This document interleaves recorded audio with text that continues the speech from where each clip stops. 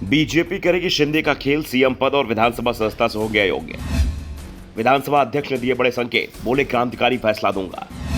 शिंदे की अयोग्यता पर विधानसभा अध्यक्ष नार्वेकर को करना है फैसला। एकनाथ शिंदे की कुर्सी एक बार फिर मुश्किल में फंस गई है। उनके हाथ से सीएम पद फिसलता दिख रहा है। विधानसभा से अयोग्य भी घोषित हो सकते हैं। 11 मार्च को शिवसेना ठाकरे गुट की याचिका पर सुप्रीम कोर्ट ने फैसला सुनाया था। सुप्रीम कोर्ट ने राज्यपाल की भूमिका पर सवाल उठाए थे। साथ ही शिंदे और उनके साथ बगावत करने वाले 15 विधायकों की अयोग्यता का फैसला लेने का अधिकार विधानसभा अध्यक्ष को सौंप दिया था। कोर्ट ने कहा था कि विधानसभा अध्यक्ष जल्दी इस पर फैसला करें, लेकिन कोर्ट ने इसके लिए कोई समय सीमा तय नहीं की थी।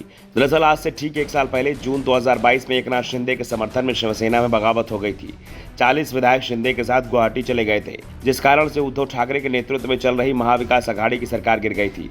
लेकिन बगावत के बाद उद्धव ठाकरे ने विधानसभा उपाध्यक्ष को शिंदे सहित 16 विधायकों को अयोग्य ठहराने के लिए याचिका लगा दी थी।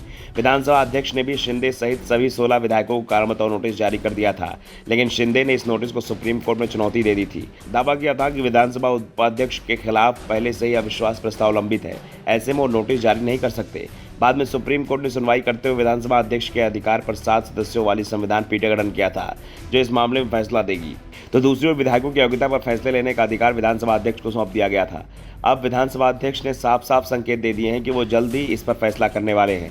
राहुल नार्वेकर ने कहा कि बाला साहेब देसाई की जीवन पर आधारित किताब दौलत के विमोचन पर कहा कि मैं जल्द ही एक क्रांतिकारी फैसला लूंगा और ये फैसला योग्यता के आधार पर लिया जाएगा। कोई जल्दबाजी नहीं है, लेकिन फिर भी फैसले को जबरदस्ती लटकाया नहीं जाएगा। नार्वेकर के बयान से साफ हो गया है कि वो फैसला देने वाले हैं, वो बेहद चौंकाने वाला है और उसका असर दूर तक दिखाई देगा। संकेत मिल रहे हैं कि विधानसभा अध्यक्ष का फैसला एकनाथ शिंदे के खिलाफ जा सकता है। शिंदे विधानसभा से अयोग्य घोषित हुए तो वो किसी भी संवैधानिक पद के लिए अयोग्य हो जाएंगे, यानी उनका सीएम पद तुरंत चला जाएगा। ऐसे में नार्वेकर के बयान के कई अर्थ निकाले जा रहे हैं।